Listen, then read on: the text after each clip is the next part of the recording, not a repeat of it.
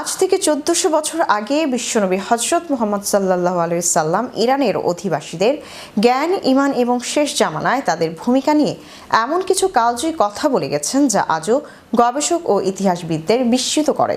কিন্তু ইরান নিয়ে কি বলেছিলেন হযরত মুহাম্মদ সাল্লাল্লাহু আলাইহি সাল্লাম? এ নিয়ে বিস্তারিত দেখুন ডেস্ক রিপোর্টে।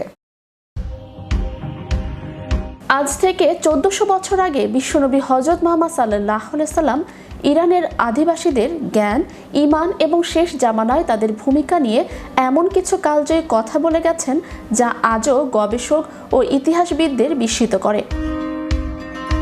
কিন্তু ইরান নিয়ে কি বলেছিলেন হযরত মুহাম্মদ সাল্লাল্লাহু আলাইহি সাল্লাম?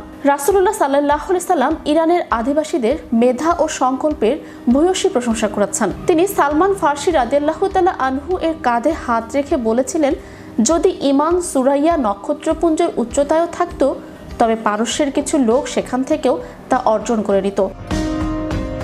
এই ভবিষ্যৎবাণীর প্রতিফলন দেখা যায় ইসলামের স্বর্ণযুগে।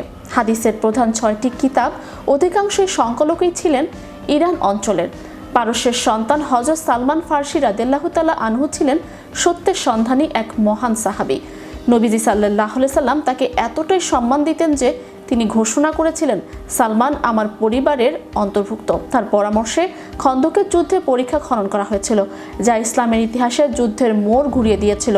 তার হাত ধরেই পারস্যে ইসলামের জয়যাত্রা এবং নবীজির বিশেষ দোয়ার সূচনা হয়। হাদিসে বর্ণিত হয়েছে যে শেষ জামানায় খোরাসান থেকে কালো পতাকাবাহী একটি দল বের হবে। তারা সত্যের পক্ষে লড়াই করবে এবং ইমাম মাহাদির আগমনের পথ প্রশস্ত করবে। বর্তমান ভূ রাজনীতিতে মধ্যপ্রাচ্যের অস্থিরতা এবং ইরান কেন্দ্রিক প্রতিরোধ আন্দোলনগুলো অনেককে এই হাদিসের কথা স্মরণ করিয়ে দেয়। সতর্কবার্তা হিসেবে সহিহ মুসলিমের 2944 নম্বর হাদিসে উল্লেখ আছে যে শেষ জামানায় দাজ্জালের প্রধান অনুসারী হবে ইরানের আসফাহান শহরের 70,000 ইহুদি, যারা বিশেষ ধরনের চাদর পরিহিত থাকবে।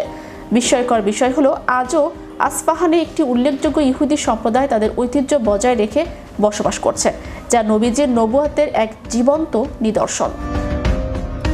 নবীজি সাল্লাল্লাহু আলাইহি সাল্লাম ইঙ্গিত দিয়েছিলেন যে আরবরা একসময় জ্ঞান চর্চায় পিছিয়ে পড়লেও বিশেষ করে ইরানের লোকেরা ইসলামের ঝান্ডা তুলে ধরবে। ইতিহাস সাক্ষী, দর্শন, চিকিৎসা ও বিজ্ঞানে ইবনে সিনা বা আল ফারাবির মতো ইরান মনীষীরাই বিশ্বকে নেতৃত্ব দিয়েছিলেন। তারা ইসলাম গ্রহণ করলেও নিজেদের ভাষা ও সংস্কৃতির স্বকীয়তা বজায় রেখেছেন। ইতিহাসবিদ বার্নার্ড লুইসের মতে ইরান ইসলামী হয়েছে ঠিকই, কিন্তু তারা আরবি হয়ে যায়নি।